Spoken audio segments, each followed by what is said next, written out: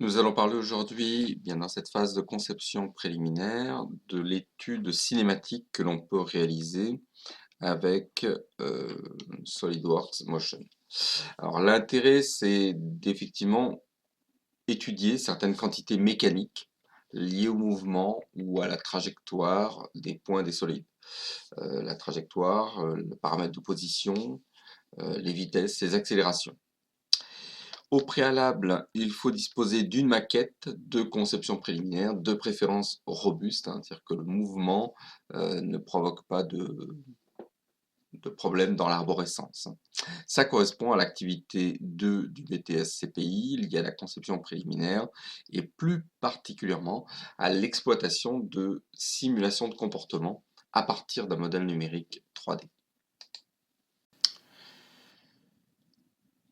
Dans cette activité, bien, elle se déroulera en 3 phases. Nous allons mettre en place cette étude de mouvement par l'animation du système.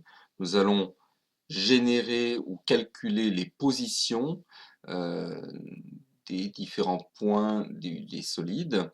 Et troisièmement, nous obtiendrons les graphes, paramètres de position, de vitesse et de trajectoire.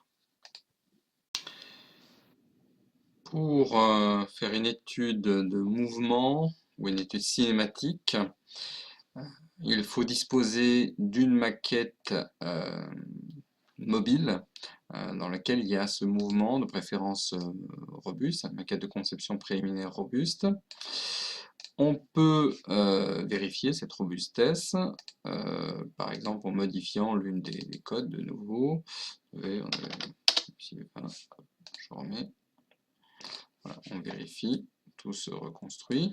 Alors je vais partir peut-être d'une maquette en position initiale, pratiquement à l'horizontale, comme ceci. On vérifie que l'on dispose du complément SolidWorks Motion activé. Et l'étude de mouvement va se réaliser à ce niveau-là, dans cet onglet. On va ajouter pour lancer le mouvement, dans un premier temps, un moteur. On va prendre un moteur linéaire. Le composant que l'on va animer, eh bien, on va réaliser la translation de la liaison glissière. Donc on peut animer cet axe ici. On va inverser la direction par contre.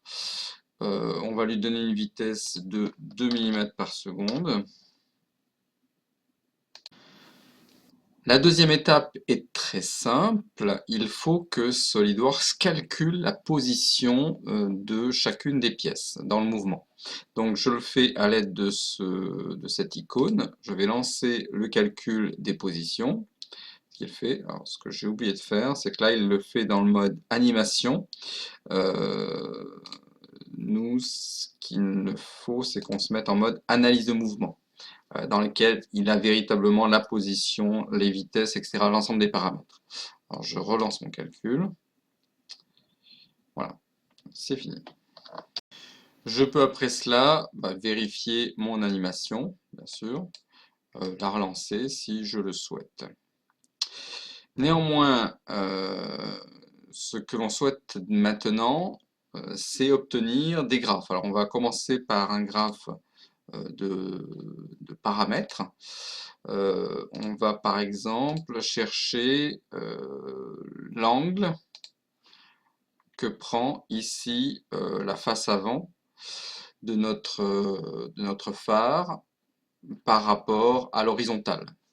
Alors, on va chercher le déplacement angulaire, l'amplitude de ce déplacement angulaire. C'est un peu particulier, il faut donner des positions de deux vecteurs en réalité, hein, donc 3 points qui forment deux vecteurs, et c'est la variation angulaire entre ces deux vecteurs qui va être calculée. Alors, je valide et j'obtiens ce graphe. Je constate que j'ai un déplacement qui va de approximativement 90 degrés jusqu'à 98 degrés ici. J'aurais pu également créer un graphe, non pas en fonction du temps, hein, ce qu'il m'a proposé ici, mais par exemple en fonction d'un autre paramètre. Alors par exemple, j'aurais pu créer ce même graphe en fonction de la position du déplacement, de la valeur du déplacement. Alors le déplacement étant linéaire, le graphe sera un peu identique, mais j'aurai un graphe en fonction de ce déplacement, donc en millimètres. Alors je peux le créer rapidement. Donc je refais le même déplacement angulaire, l'amplitude, avec ces trois mêmes points. Je vais fermer celui-ci. Donc celui-ci, celui-ci, celui-ci. Voilà. Mais cette fois-ci, au lieu de mettre durée, je vais mettre en fonction d'un nouveau résultat. Alors je vais faire en fonction d'un déplacement linéaire, l'amplitude toujours de ce point-là par rapport à ce point-là. Voilà, je valide. Et là, cette fois-ci, j'ai également un graphe, mais cette fois-ci qui va me donner une position en degrés en fonction du déplacement des deux points. Donc je constate effectivement j'ai bien mis 10 mm de déplacement et j'ai cette valeur angulaire. Pour obtenir d'autres graphes, par exemple, je pourrais obtenir la trajectoire. Donc, tracé de trajectoire, ici, je cherche ce point-là, je valide, et donc j'ai ma trajectoire qui apparaît ici dans mon écran, je peux la voir. C'est un objet qui va se déplacer en même temps que l'ensemble de mes pièces. Je peux également ajouter un tracé ou un graphe de vitesse. Alors, je peux le réaliser donc très facilement en choisissant donc, déplacement, vitesse, accélération. Je vais choisir donc vitesse linéaire. Je vais sélectionner l'amplitude de la vitesse linéaire. Je vais sélectionner ce point-là. Et je peux même demander l'affichage du vecteur de vitesse linéaire. Et j'ai ici en millimètres par seconde la variation de vitesse, assez faible d'ailleurs, de vitesse linéaire.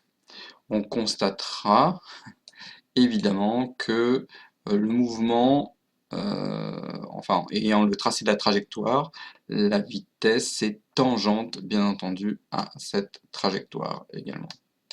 Voilà donc quelque chose d'intéressant et d'important à noter.